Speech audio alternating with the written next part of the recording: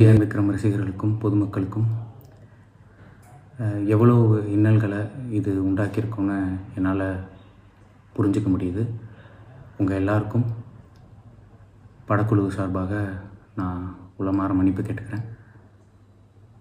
காலையிலேருந்து தேட்டரில் ஆரவாரத்தோடு காத்திருந்த சியான் விக்ரம் ரசிகர்களுக்கும் இந்த பிரச்சனையில் எங்கள் கூட உறுதுணையாக நின்ன தேட்டர் ஓனர்ஸ், டிஸ்ட்ரிபியூட்டர்ஸ் மற்றும் என்னோடய திரையுலக நண்பர்களுக்கும் மனமார்ந்த நன்றி. இன்றைக்கி ஈவினிங் திரையரங்களில் வீரதீர சூரன் வெளியாகுது, போய் பாருங்கள். நன்றி. எல்லோருக்கும் வணக்கம். வீரதீர சூரன் இன்றைக்கி ஈவினிங் ஷோவிலேருந்து திரையரங்களில் வெளியாகுது.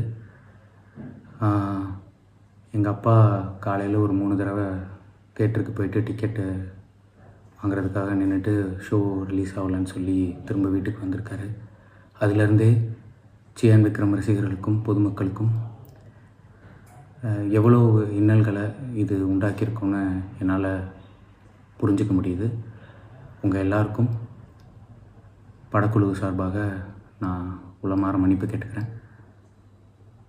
காலையிலேருந்து தேட்டரில் ஆரவாரத்தோடு காத்திருந்த சியான் விக்ரம் ரசிகர்களுக்கும் இந்த பிரச்சனையில் எங்கள் கூட உறுதுணையாக நின்ன தேட்டர் ஓனர்ஸ், டிஸ்ட்ரிபியூட்டர்ஸ் மற்றும் என்னோடய திரையுலக நண்பர்களுக்கும் மனமார்ந்த நன்றி.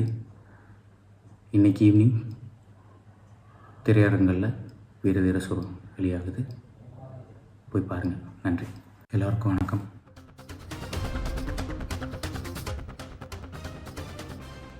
மாலை 6 மணி முதல் விக்ரம் நடிப்பில் வெளியாகி இருக்கக்கூடிய வீரதீர சூரன் திரைப்படம் திரையில் ஒளிபரப்பப்படும் என்று அதன் படத்தினுடைய இயக்குனர் தற்போது கூறியிருக்கிறார்.